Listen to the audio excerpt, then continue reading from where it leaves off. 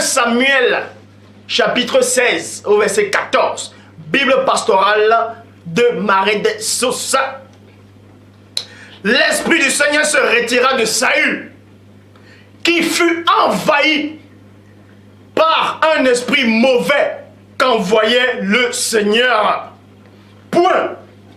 Donc, il y a plein de gens, en fait, il y a plein de traductions des Bibles qui ont mal traduit ce verset, qui disent que le mauvais esprit de Dieu, d'autant dit le mauvais esprit de l'Éternel, est allé tourmenter Saül.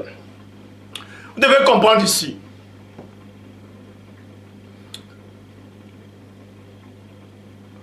On vous dit premièrement, d'abord vous ne devez pas ignorer que Dieu, en tout cas l'Esprit de Dieu ne cohabite pas avec le démon. Ce qui veut dire, pour que ce roi-là, renégat, puisse être possédé, il a fallu que l'Esprit du Père, Mundima Loba, Mundima Tete, sorte de lui. Pour qu'un esprit mauvais puisse entrer, le posséder, le tourmenter. Mais on vous dit néanmoins que cet esprit-là a été envoyé par Dieu. Bon. Et ça suscite des points d'interrogation, ça suscite des interrogations. Est-ce que Dieu va réellement envoyer un esprit pour posséder un humain?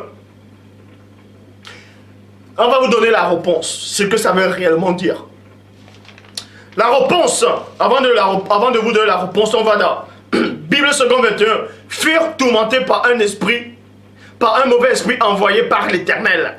Donc l'explication c'est quoi? C'est dans 1 Samuel chapitre 15 au verset 23. 1 Samuel 15, 23, Bible parole de vie.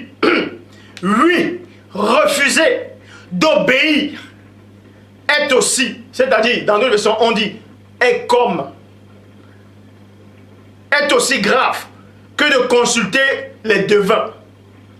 Résister au Seigneur, c'est aussi, c'est-à-dire c'est comme si, c'est aussi grave que d'adorer les faux dieux, c'est-à-dire des démons.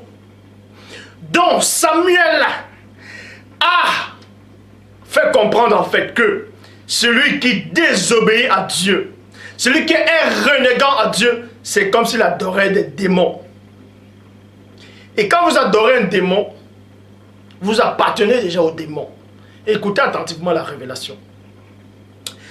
Tu as rejeté les ordres du Seigneur, alors le Seigneur te rejette aussi. 2 points. Tu n'es plus roi. C'est pour ça qu'il est dit dans Marc, chapitre 12, au verset 17.